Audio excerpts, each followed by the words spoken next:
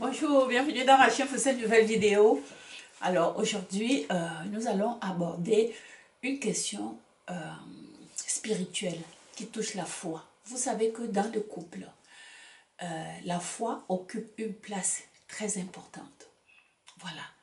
Parce que, comment pouvez-vous imaginer un couple où les deux, hein, il y a un qui est par exemple qui est d'une confession différente, une confession religieuse différente que celle de son partenaire, ça peut être une source de conflit. Ok? Si on ne fait pas preuve de doigté, on ne fait pas preuve de respect, et si vraiment il n'y a pas une communication profonde dans le couple, ça peut être difficile à gérer. Ok? Donc, comment donc gérer cela sans que cela soit une source de conflit constante dans un couple? Voilà. Parce que les croyances, surtout dans la communauté, c'est dans toutes les communautés, hein, parce que chaque personne, il y a des couples, que ce soit occidental ou africain, il y a des couples qui sont très religieux, qui ont une foi profonde. Alors, quand les deux partenaires sont de foi, de confessions différentes, il faut vraiment être très, comment on dit ça? On marche sur les œufs parce que c'est très fragile. Voilà. Alors donc aujourd'hui on va parler donc de la place de la foi dans le couple et comment concilier donc la foi et la relation malgré les divergences spirituelles. Alors voilà, donc restez là pour qu'on regarde ensemble euh, quels sont les enjeux qui entourent donc cette problématique qui est, ma foi, c'est peut-être, ce n'est pas si rare, hein. Vous allez penser que c'est rare, mais c'est plus fréquent que vous ne pouvez l'imaginer. Alors si ça vous touche, alors restez là. Alors, quelle est l'importance? Dans un premier temps, on va voir l'importance de la foi dans un couple.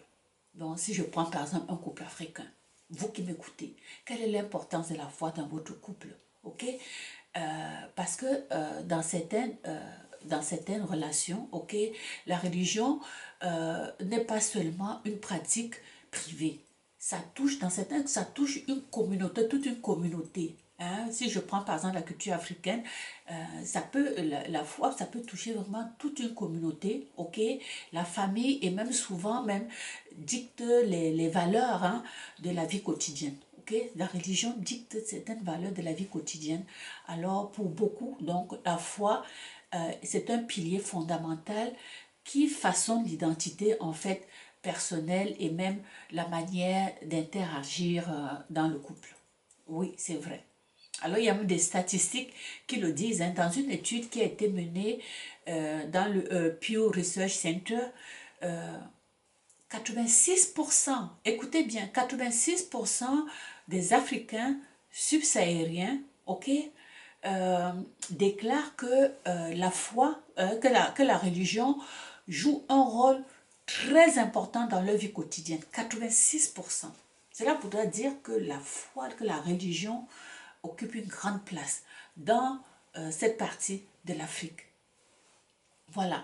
Donc, exemple, si on prend par exemple l'exemple d'un couple ou dans un couple où peut-être la femme est chrétienne et le mari est musulman, vous comprenez que dans un couple où il y a ils sont de différentes confessions, euh, ça peut parfois créer des tensions, ok? Surtout si elles ne sont pas bien gérées.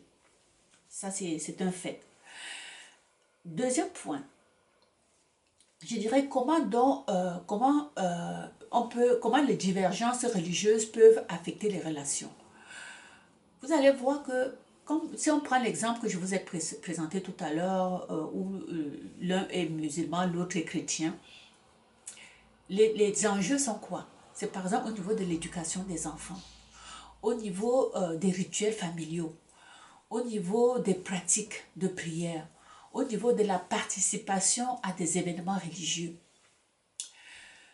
Ça, c'est entre autres les enjeux où les divergences peuvent poser problème, ok? Parce que, disons, la femme va vouloir que son enfant soit baptisé dans sa religion et le mari va vouloir aussi que ce soit, donc c'est délicat, donc ça nécessite vraiment que le couple ait eu une discussion profonde, même déjà, même avant de se mettre avant de se marier, qu'ils aient déjà discuté de certains enjeux pour que lorsque les enfants seront là, que ça ne crée pas un problème. Alors, ce qu'on suggère dans ces situations, par exemple, le couple peut décider que ils vont amener les enfants, ça dit que les enfants vont grandir avec les deux confessions, ben, ils vont aller dans les deux pratiques, mais quand ils vont grandir, ils pourront faire leur choix. Quand ils seront grands, ils vont faire leur choix en connaissance, après avoir vu les deux religions. Ce n'est pas facile, je peux vous dire que ce n'est pas facile. Voilà. Donc, j'avais vu aussi, il y a eu une étude qui a été menée aux États-Unis. Hein. Vous allez vous dire que c'est aux États-Unis, c'est pas en Afrique. Mais quand même, c'est une étude qui touchait la communauté noire, révélait que les couples sont des croyances religieuses opposées, ils avaient 50%, je dis bien 50% de chances de se séparer. 50% aux États-Unis. Alors, vous comprenez que ce n'est pas, c'est pour ça que je vous dis que ce n'est pas facile. Donc, on marche tout le temps sur des œufs. Ok?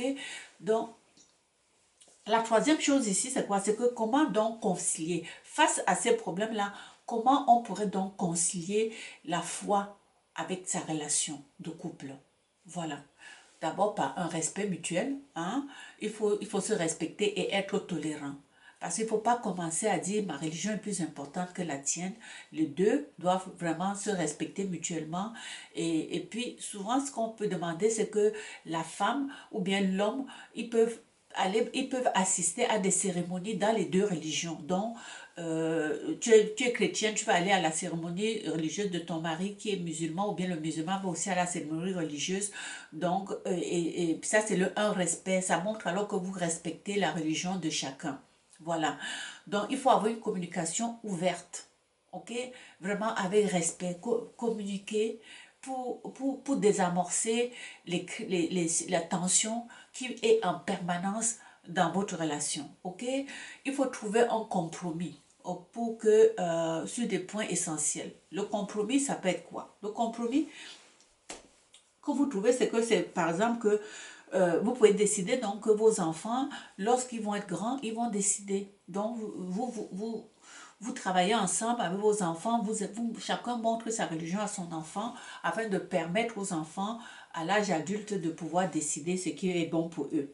Donc, et dans d'autres circonstances même, faire appel à un conseiller spirituel, ce n'est pas une mauvaise idée, ou même faire appel à un médiateur, ça aussi, c'est conseillé si vous êtes dans une situation où cette divergence de foi est une source de tension permanente dans votre couple, parce que ça, ce n'est pas rare. Alors, il y a des statistiques qui démontrent que ça, les statistiques, dans ce cas-là, c'était fait Goldman Institute, ok?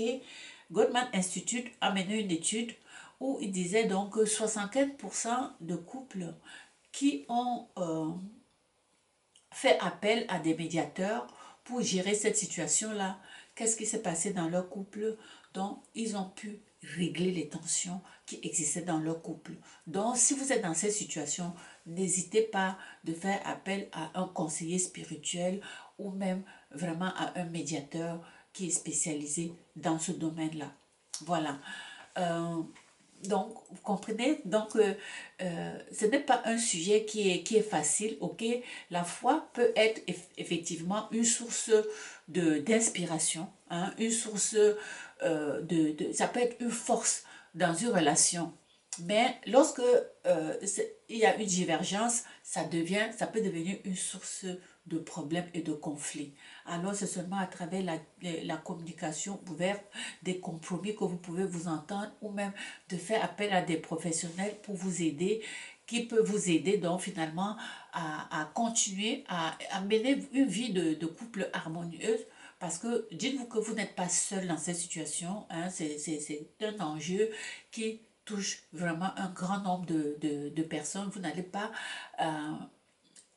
manquer l'opportunité de vivre avec le partenaire de votre vie, tout simplement parce que il est d'une confession différente. Vous pouvez trouver des compromis pour pouvoir donc mener votre vie amoureuse avec sérénité. Il faut seulement avoir une bonne discussion et puis se respecter mutuellement. Ok? Alors voilà, si c'est un sujet qui vous touche, si vous avez été confronté à cette situation, pouvez-vous partager avec nous comment vous avez réussi à surmonter ce problème-là afin d'aider d'autres personnes? Et puis, n'oubliez pas de liker la vidéo. On va poursuivre le débat dans la section commentaires. Donc, laissez-moi votre point de vue dans la section commentaires. On va poursuivre le débat dans la section commentaires. Alors, n'oubliez pas de liker la vidéo pour recevoir des autres vidéos qui touchent effectivement la gestion des défis relationnels. Ok, voilà. Donc, partagez la vidéo dans votre réseau et n'oubliez pas de liker. Au revoir.